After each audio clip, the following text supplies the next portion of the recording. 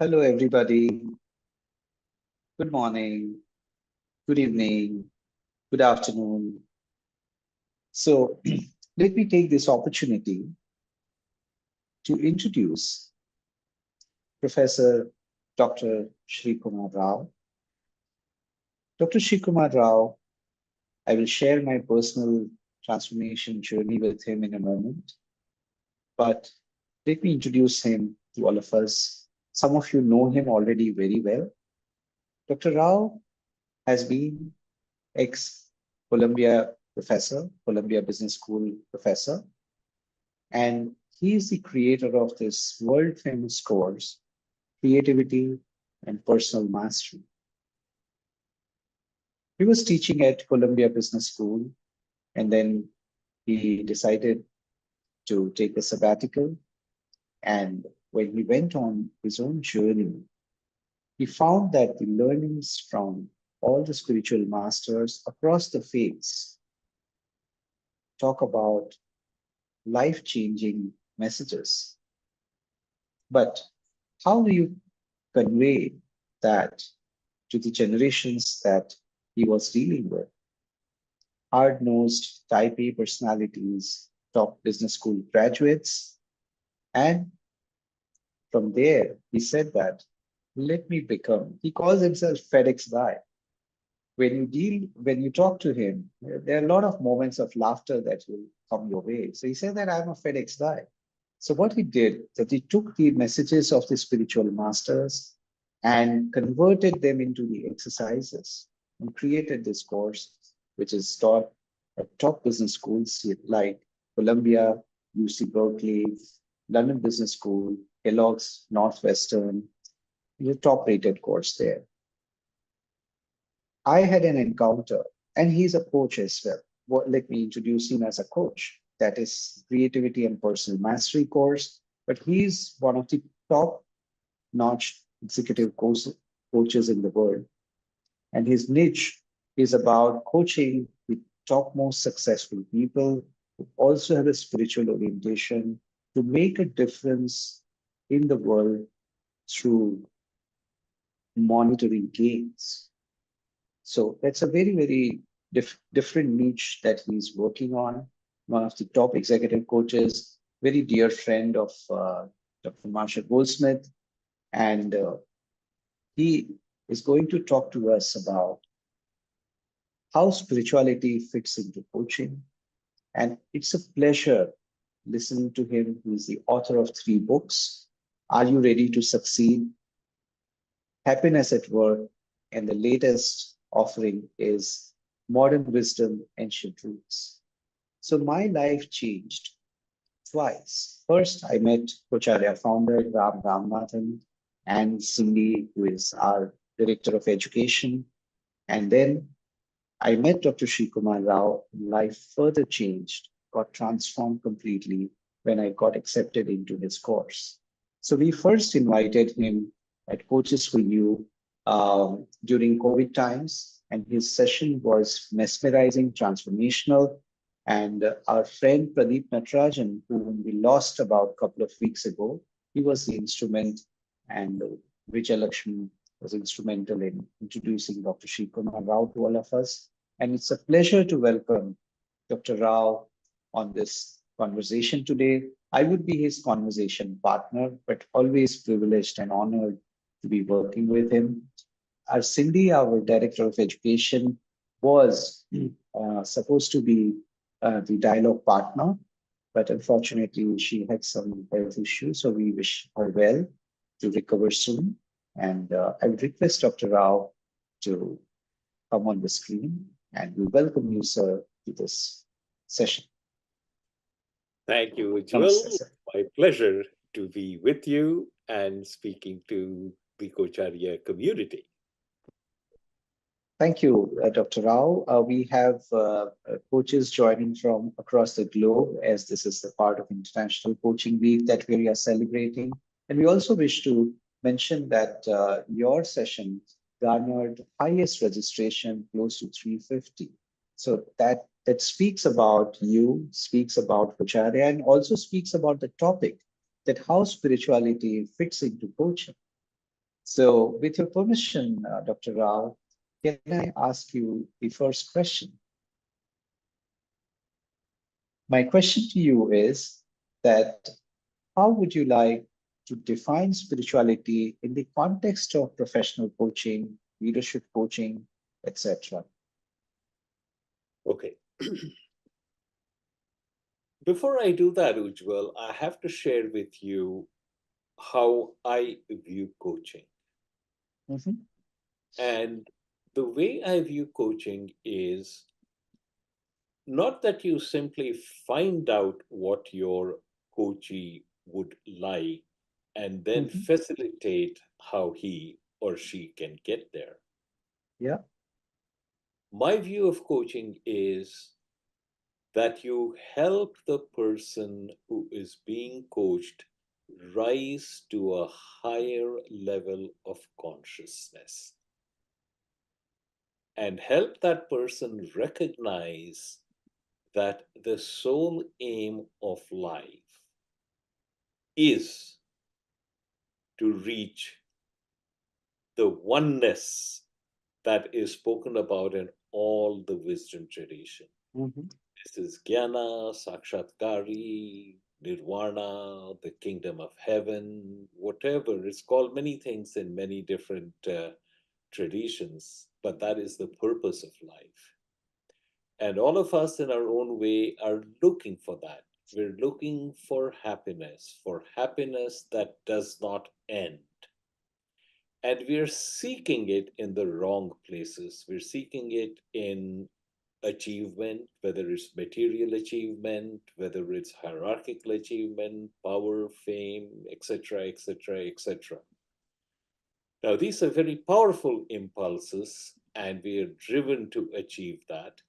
And certainly, the driven people who come to coaching with me have that. So I help them find out this is the way to get there. But in the process of doing that, I also view my role as I would like them to evolve to a higher level of consciousness where they see that none of this is actually going to help them get to where they really want to go, but they may not necessarily know that.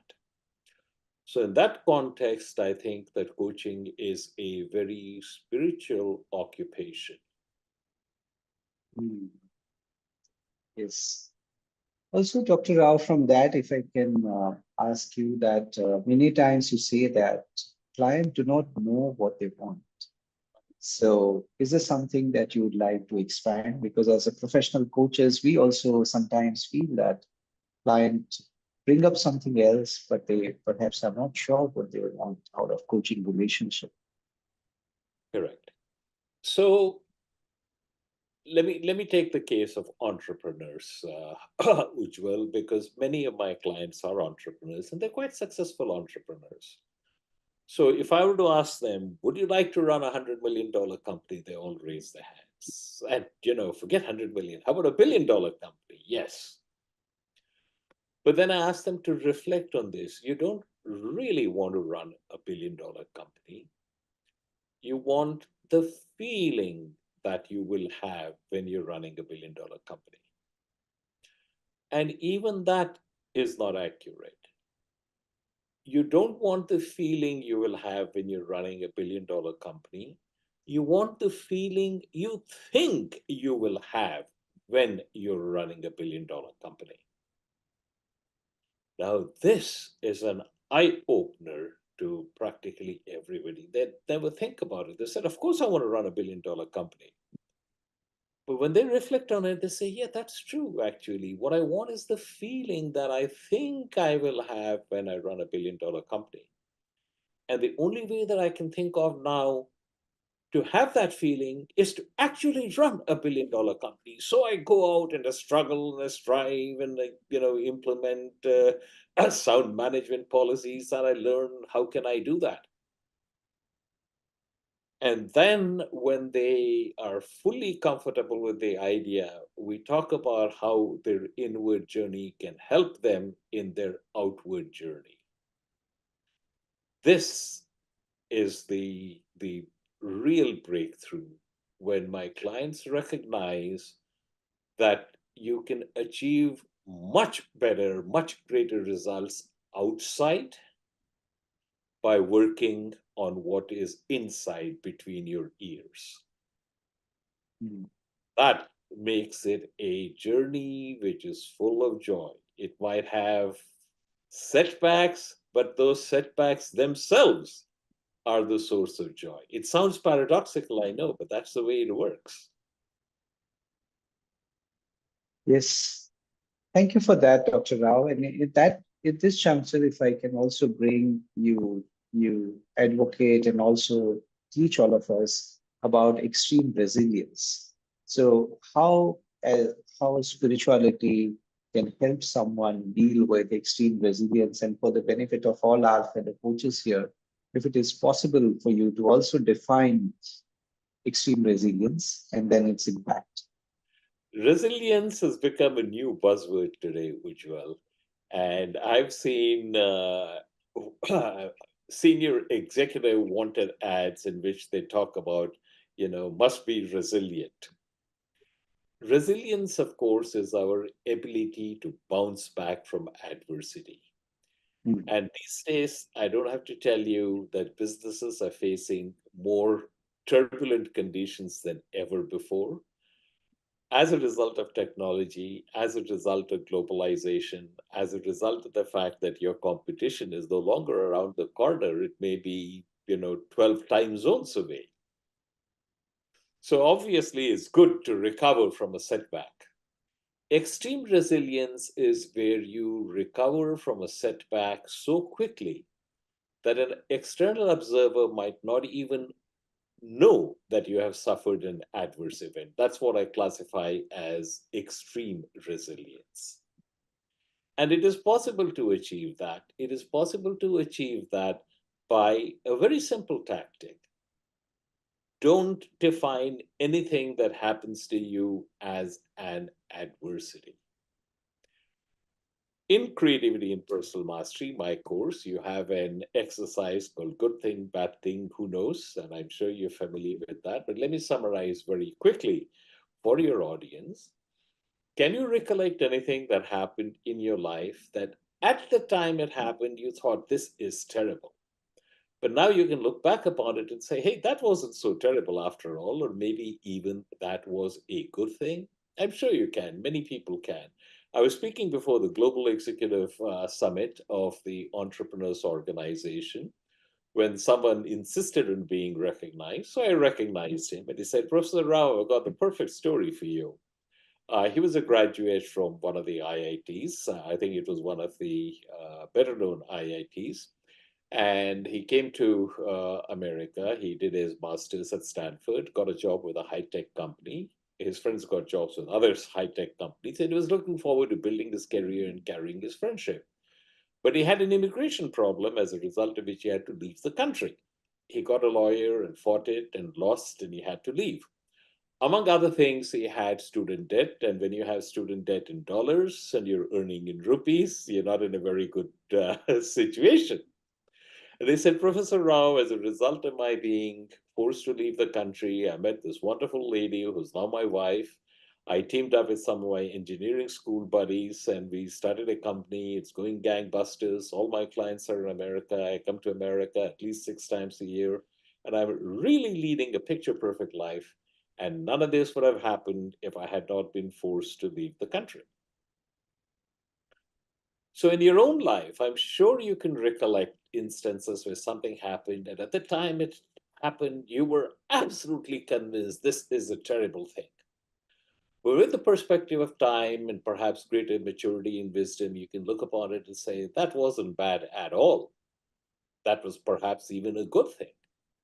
So, if something like that happened in the past, why are you in a hurry to label anything bad today?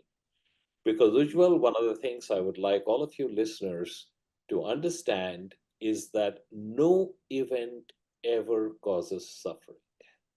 Let me repeat that. No event causes suffering. Suffering begins the moment you label that event, this is bad, this is terrible, I cannot stand it. Let's say you got fired. Well, you now have a lot of free time. But you say, oh my God, I got fired. What am I going to do? I've got mortgage payments, I've got my kids' tuition to pay. This is terrible. And the moment you stick the label, this is terrible on it, at that instant, suffering begins. Suffering doesn't begin when an event happens, suffering begins the instant you label the event, this is bad, this is terrible.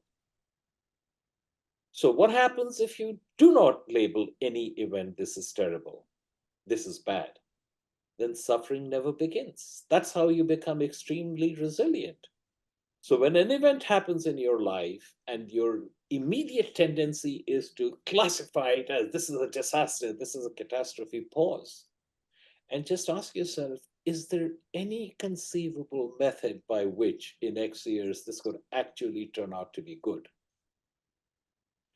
And if the answer to that is yes, why are you in a hurry to label it good? Just asking yourself that question moves you from the emotional domain of despair to the emotional domain of possibility. And if you then ask yourself the next question, is there something that I can proactively do to convert this to a good thing? And you move seamlessly from the realm of despair to the realm of possibility. That is how you become extremely resilient. You never have to bounce back from adversity because don't define anything as adversity. You simply define it as this happened. And then you ask, where do I go from here? Wow. That's an amazing lesson for all of us. And on that note, as some of the coaches here, if we can check with you, Dr. Rao, that how your own personal spiritual journey has helped you in your coaching practice, which is probably Fortune 10 companies that you're coaching with. Uh, if we can get to know. Uh, Actually, I did not set out to be a coach, Ujjwal.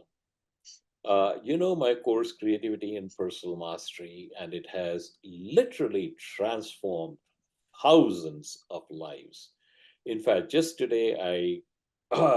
yesterday, I had joined a new organization and I received an email from someone who was in that organization saying, Dear Dr. Rao, I just want you to know that your teachings have profoundly changed the life of my wife. Thank you so much. So, and once again, as you mentioned earlier, what I have done is I have taken the teachings of the world's greatest masters, I have stripped them of religious, cultural, and other connotations and adapted them so that they're acceptable to intelligent people in the post industrial world.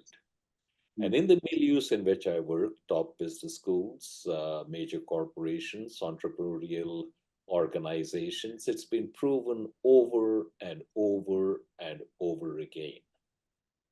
Yeah. So if it changes life, it's not I who changed it, it's the great masters who articulated the wisdom, the concepts. I'm just the FedEx guy. I make the translation, I deliver the package. They didn't come from me. That's why I can confidently state that this will transform your life. So, what happened is that after I taught it at many top business schools, I spun it out and started teaching it privately. And people came up to me, and some of them said, We want to work with you. So, I tried to tell them about the course, and they said, No, no, you don't understand. I don't want to take the course. I want to work with you. So that's how I became a coach. I became a coach by default. And I really don't think of myself as a coach in that sense. Though, I use the term executive coach because that's understood and saves me a lot of explanation. I view myself as someone who is on a journey, and I'm happy to share what I learned on the journey. And if you find it useful, please, you know, take whatever is worthwhile to you. And Mm. many people find that it is extremely worthwhile to them. So that's how I became a coach. I became a coach by accident, by default. Yes. Yes.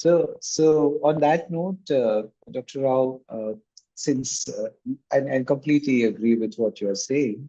So, are there any tools or techniques that you would like to suggest to us as coaches, which can help us to lead a more spiritually enriched life, and also perhaps can be suggested to our clients also, not in that ICF limited frame of coaching, but in general, how can we perhaps help our client as well in some way?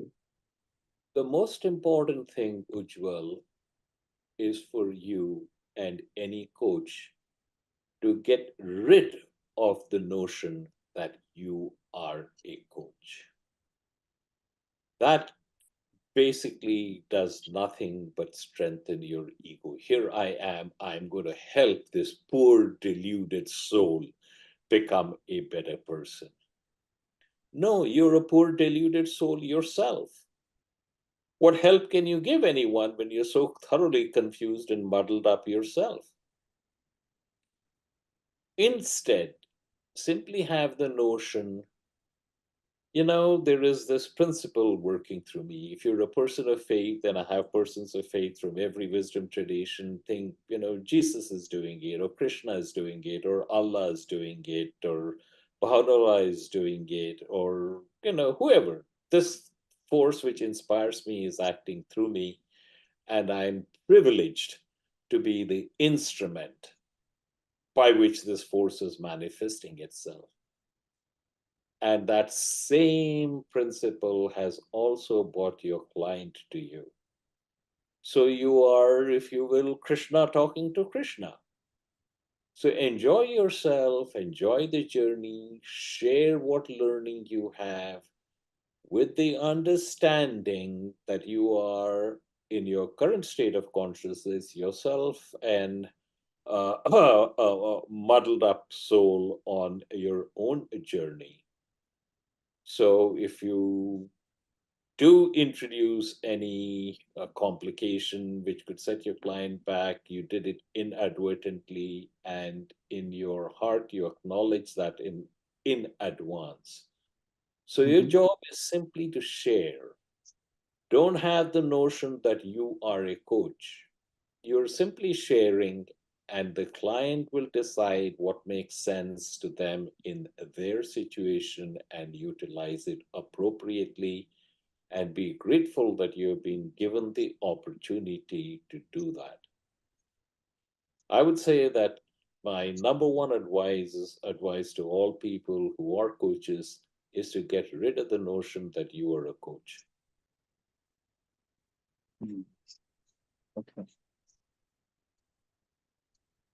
Yeah, I think not only cognitive understanding, but the real visceral understanding that needs to happen. And many times, Dr. Rao, you also refer a lot about the importance of surrendering, and because many people would like to control the outcome, and then they feel that they are doing everything, like I mentioned, we as coaches, but you have beautifully suggested that we need to drop that notion first. So so what is the importance of concept of surrendering as human beings The for all of concept of us? surrendering as human beings, Ujjwal, is to recognize that nothing is really under your control. All your life, you've been struggling to exert control over some part of your life. Virtually everything we do is an attempt to control some part of our internal or external environment. Why are you a coach? Why are people on this webinar? They're on this webinar because they think, gee, maybe I'll get some useful tips that I can then use to become a more successful coach, which will then lead to greater fame, greater, more money, etc., etc. It's an attempt to control some part of your internal or external environment. We are all control freaks. The point is, many times we have succeeded, so we think, see, I did it, I have control. In reality, you do not have control, you never had control, you never will have control. And one of the advantages of the pandemic, if I can say so, is that it has brought home at a very visceral level that you do not have control. Because even when you accept intellectually, I don't have control, you're still living in a world where you take things for granted. Like, if I have no food in the house, I'll go out to a restaurant and order off the menu. As a result of the pandemic, even such things were called into question. Mm, My wife and I are both tennis fanatics. We go to the US Open practically every year. We've been many times to the French Open. We've been to the Australian Open. And 2020, we decided we'd go to Wimbledon. So I bought good seats for the final rounds of Wimbledon. At that time, if someone had said, Srikumar, you're not going to see Wimbledon, I'd have said, yeah, possible. But in my head would have been something like, perhaps somebody close to me fell ill, so I had to cancel my trip. I would never have imagined that the tournament itself would be cancelled, and further, there'd be no planes flying between New York and London.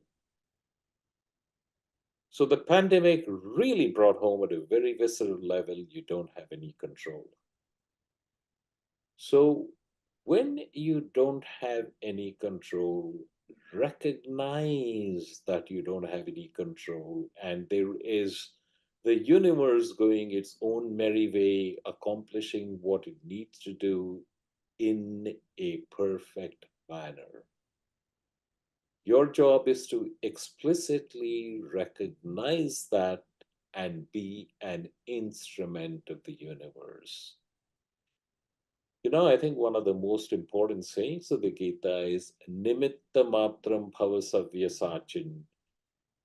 Be thou my instrument, O Arjuna. You are not slaying the Kauravas. They have already been slain by me. All you're doing is mm, releasing the arrows. So when you have that, two things happen. One, your ego gets out of the way because what am I proud about? I'm not doing anything. It's all being done. And second, if it's all being done, why are you bothered about the outcome? It's going to happen, and whatever happens, you accept it gratefully. So a lot of tension, a lot of stress leaves your life. And you find the more you surrender, the more things work out beautifully. Can I read something to you, Ujjwal? Let me get the book from okay. This is very important. When you have become one with the self, a great power takes you over and runs your life for you. It looks after your body. It puts you in the right place at the right time. It makes you say the right things to the people you meet. This power takes you over so completely you no longer have any ability to decide or discriminate. The ego that thinks, I must do this or I should not do that, is no longer there. The self simply animates you and makes you do all the things that need to be done. So when you surrender perfectly, that is what happens. I remember before I came to the US, I went to meet my guru. My guru was the Shankaracharya of Sringeri, not the current occupant, but his predecessor. And he told me something which at that time made no sense to me whatsoever. He said, Sri Kumar, you don't understand. I am like a leaf that has fallen off the tree.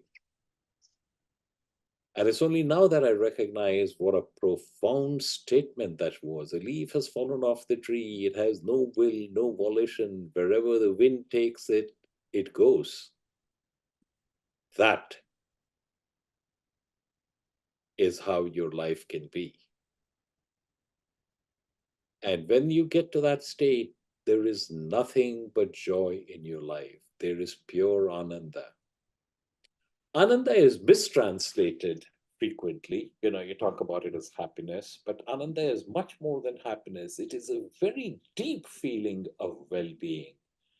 The knowledge that you are okay. You have always been okay. You always will be okay. In fact, you cannot not be okay. You're in the human predicament. When you're in the human predicament, stuff will happen. There will be serious illness and death. There will be career setbacks. There will be financial reverses. There will be relationship problems. All of that is part of being in the human condition. You will deal with each of these situations as appropriate when they arise, but you will deal with it from the space of, I have always been okay and I'm okay now. And that can only be obtained by complete surrender. Ramana Maharshi used to say that there are basically two methods to get rid of suffering.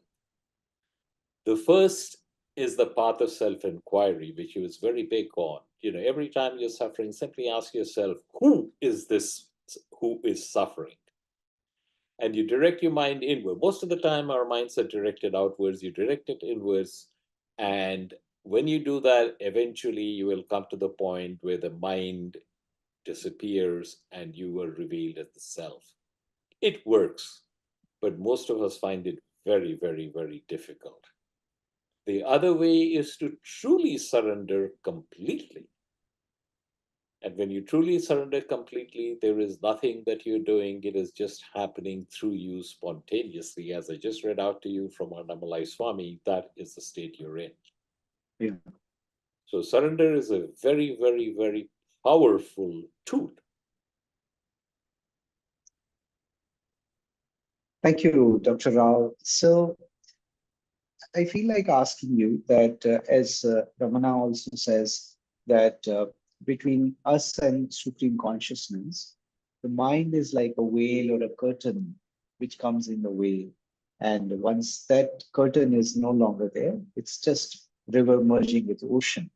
So uh, mental chatter is something that always comes in the way because of the body mind intellect complex. So what would you suggest to deal with that mental chatter? And once that is taken care of, probably our spiritual awakening is accelerated. We're getting into the realm of language as well, and we have to be Mhm. very careful because language itself is the problem. Okay. Okay. So let me tell you the problem with our situation, the conditioning we've had. Mhm. And for those who are listening who are parents, I will share an example. One of the most frightening things you can have is when your child comes up to you and says, "Hey, daddy, or mommy, I am bored." And you go, "Oh my God, you're bored. Nay, nay, beta, why don't you do this? Why don't you watch this movie, play this game, go out, hang out with your friends, go see a movie or something?" And yourself, when you have some time, say, "Oh, what's playing on television? Is there a new serial on Netflix? Can I go out and have a beer with my friends?" You're always fighting boredom, you're always outward directed, and everybody else around you is also outwardly directed. You never ever think, okay, I'm bored. Let me sit down and see who is feeling bored.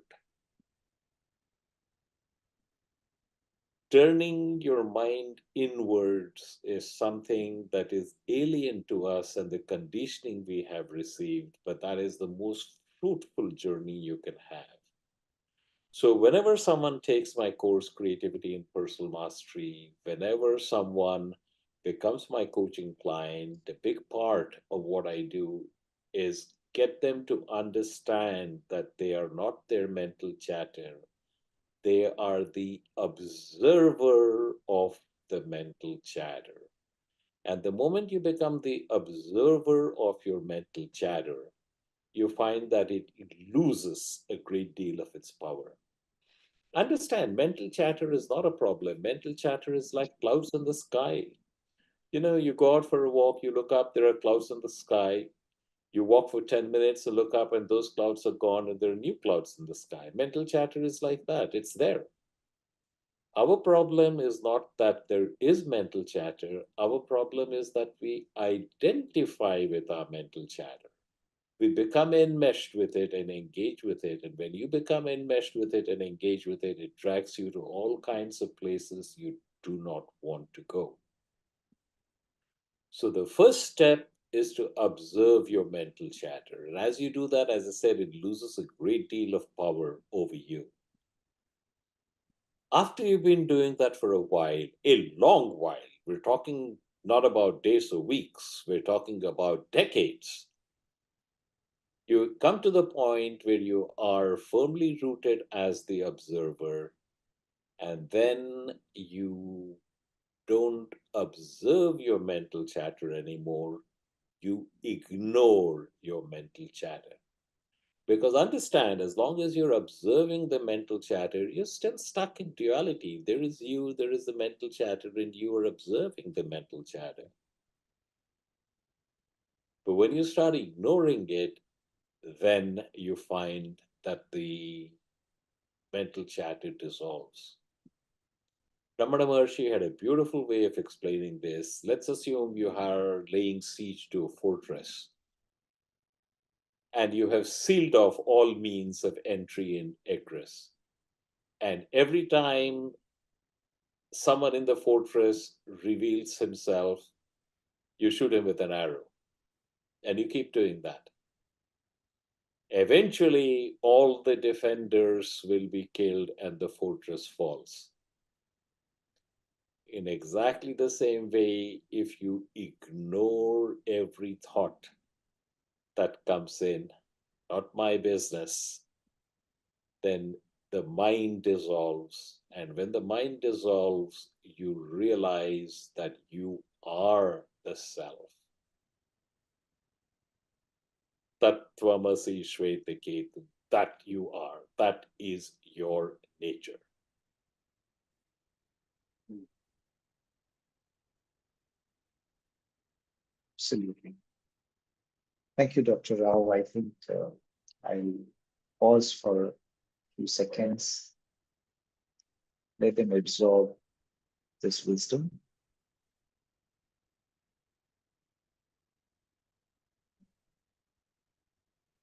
Okay.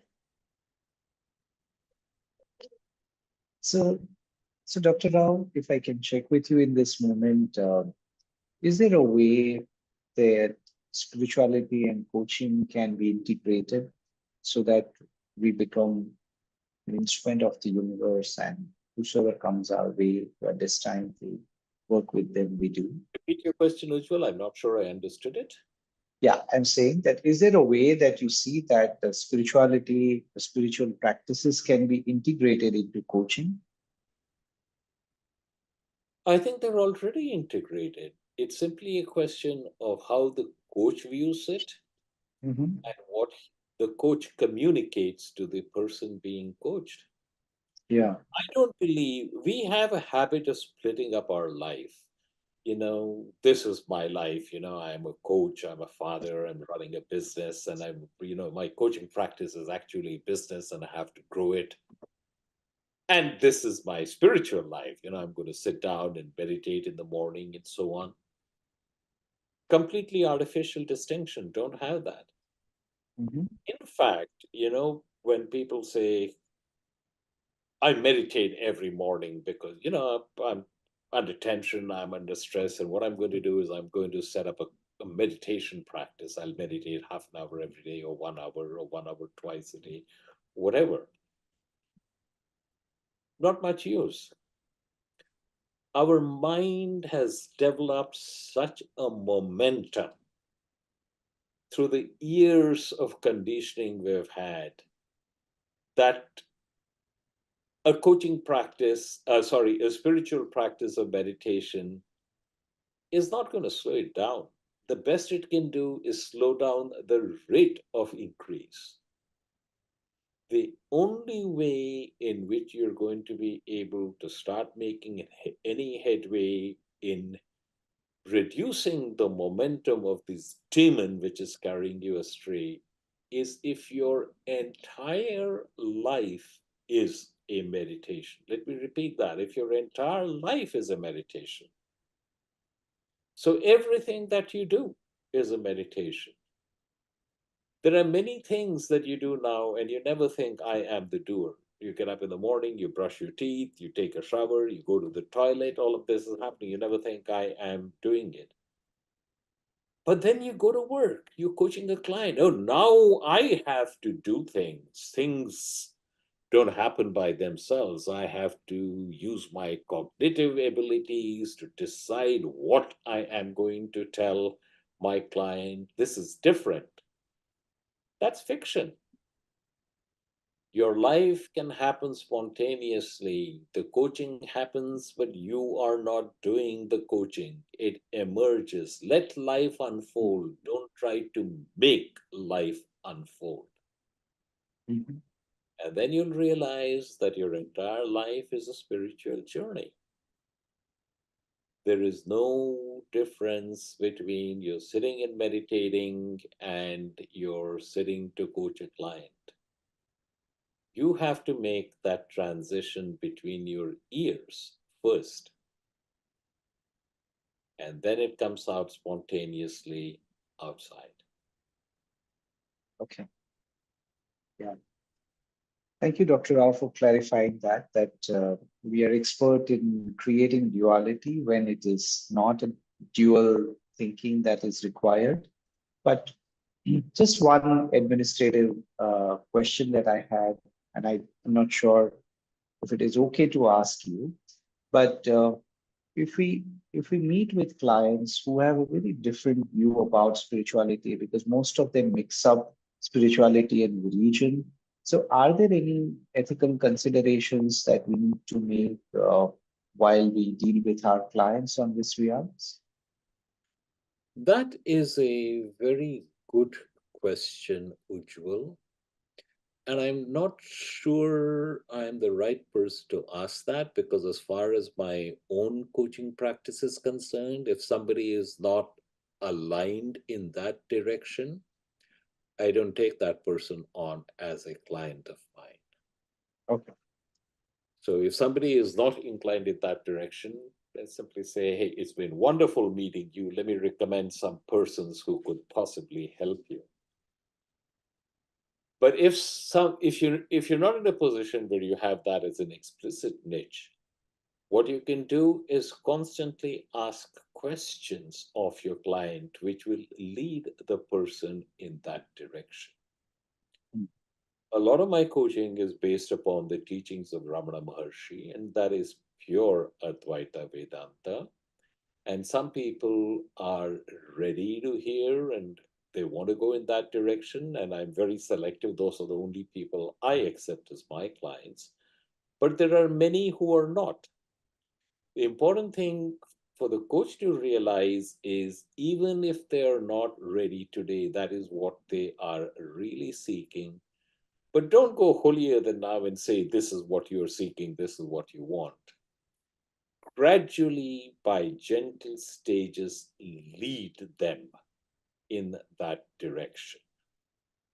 Ramakrishna had a wonderful way of doing it. He says, if you want to lead the cow to the water, it's a great idea to give it handfuls of grass. And as it starts chewing on the handfuls of grass you give it, you lead it gently towards the stream where the water is.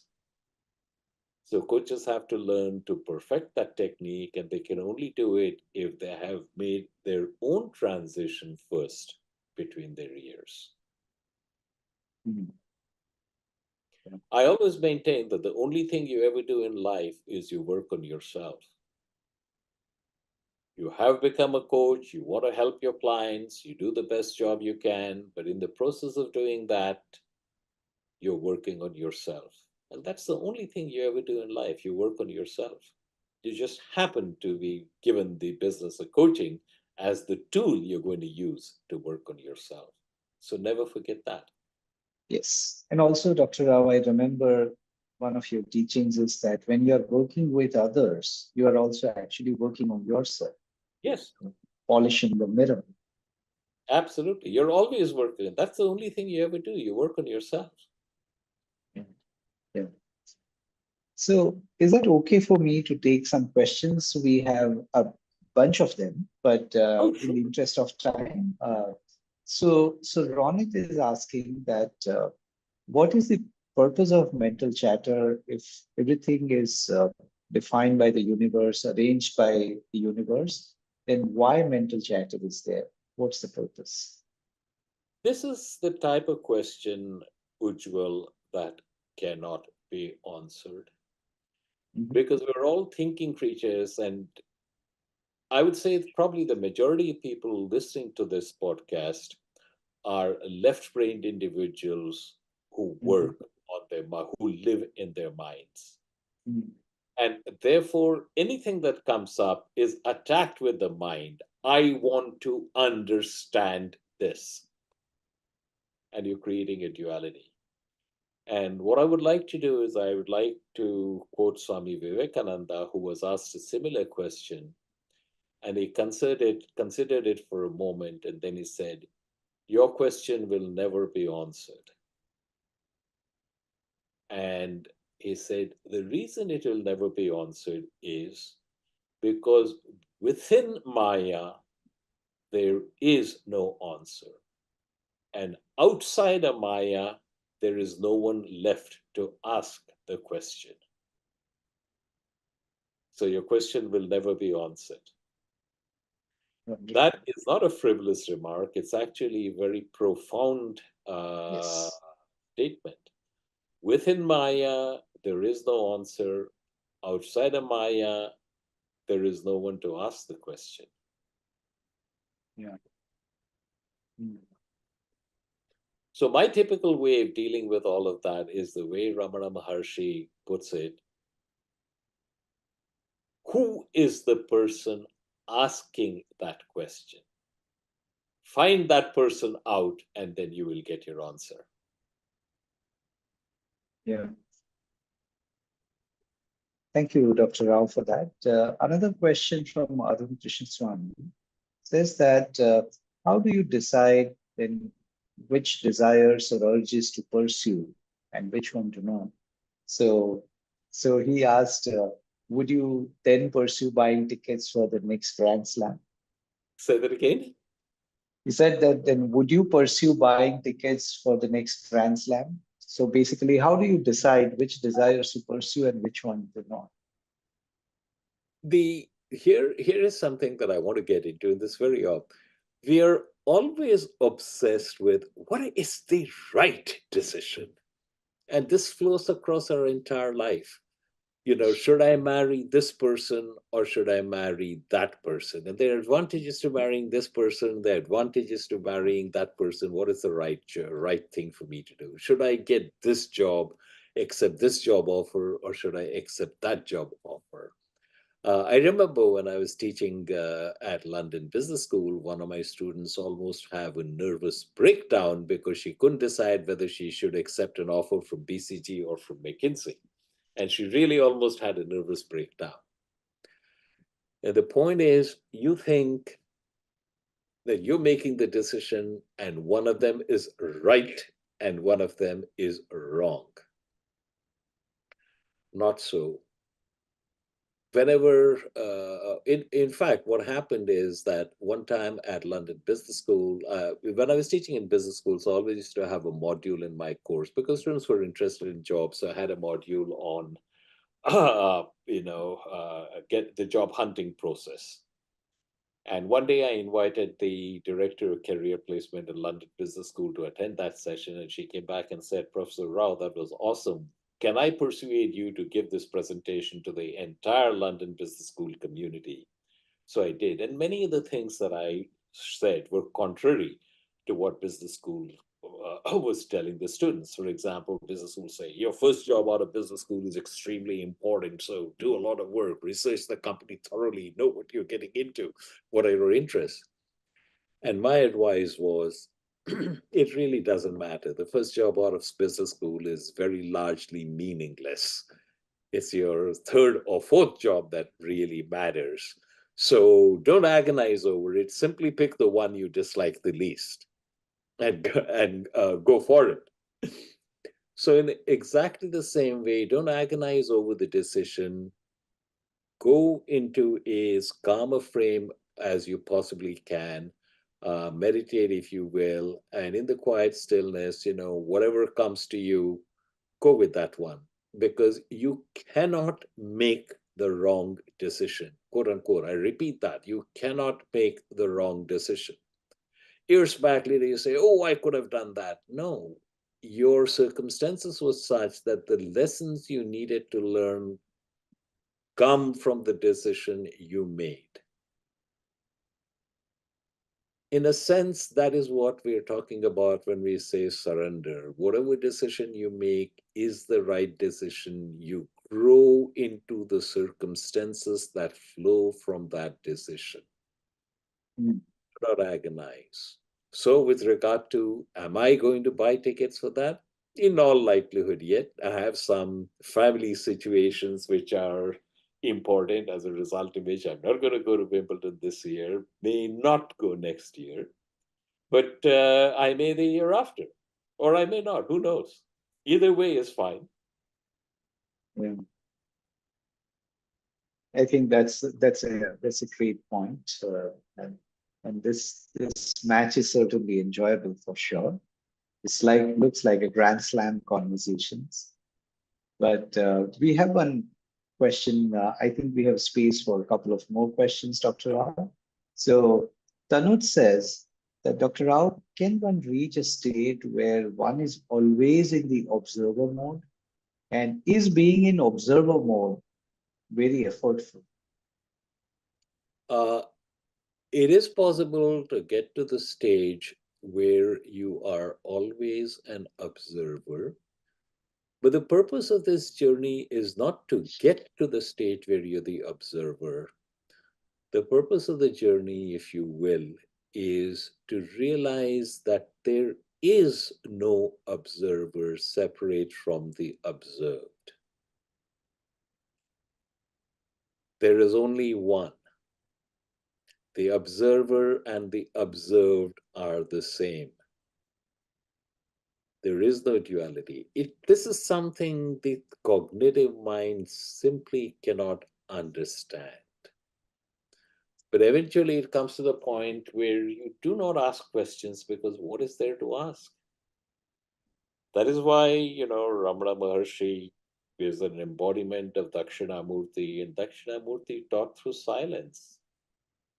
Language itself is the barrier. Hmm. So being the observer, as I said, is something I start everybody out on CPM because it greatly helps you in the predicament that you're in. But ultimately, the thought that you are observing is itself a manifestation of duality. And there is no more observing because there's no one left to observe. Yeah, This is where words start to break down. yeah, yes. Also, Dr. Rao, there's one question from Senthil. It says that is the concept of surrendering across is it consistent across different wisdom traditions, with religious, secular, and why surrendering is so hard for us as humans? I think you've answered it in some way already, but if there is anything you would like to add. Surrender is very hard for us because the ego has been reinforced. And if you look at civilization today, certainly all over the West, but increasingly in India as well, there is we're constantly bombarded with things which reinforce the ego. I have to go out and do it. I can do it. I am talented. I work hard. I have bright ideas. I can do it. It's all a reinforcement of the ego. And the more you have the reinforcement of the ego, the less capable you are of surrender. Hmm. But you recognize, no, I did not do anything. Somebody was once complimenting Warren Buffett on his extraordinary success as a stock picker. And Warren Yeah, Buffett just looked at him and said, I was lucky. Fat lot of good my skills would have been if I had been born in Afghanistan. yeah, Have that attitude. absolutely. Don't think about anything that happened in your life as I did it. You were lucky. Be immensely grateful that you were lucky, but don't get caught up into saying, I did it.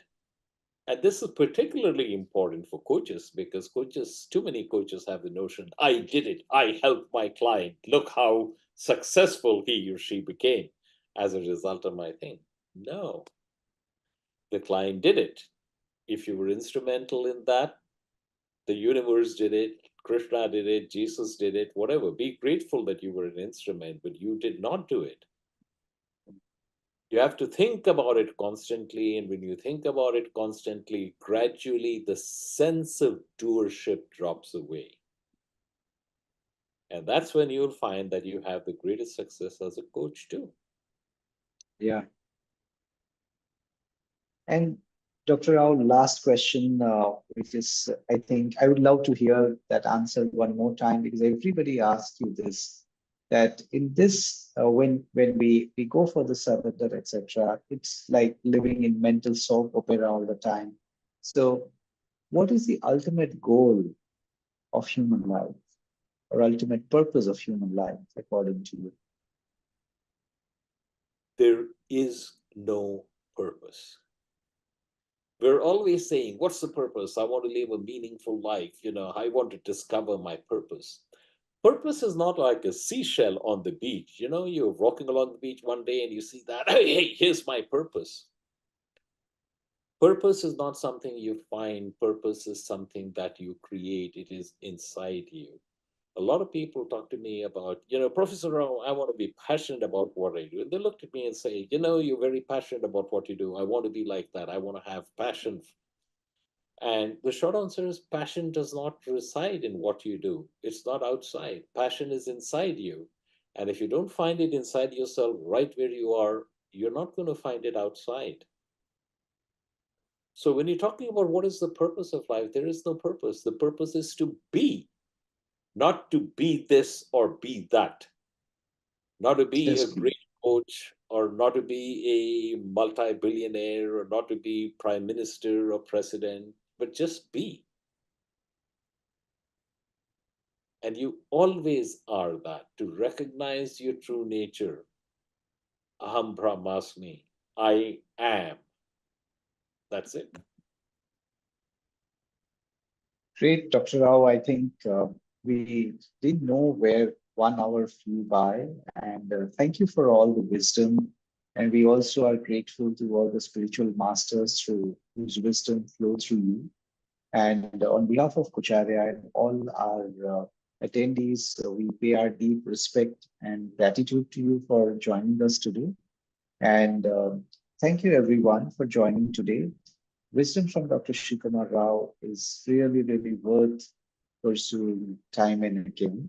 And he will trigger a lot of reflections in you.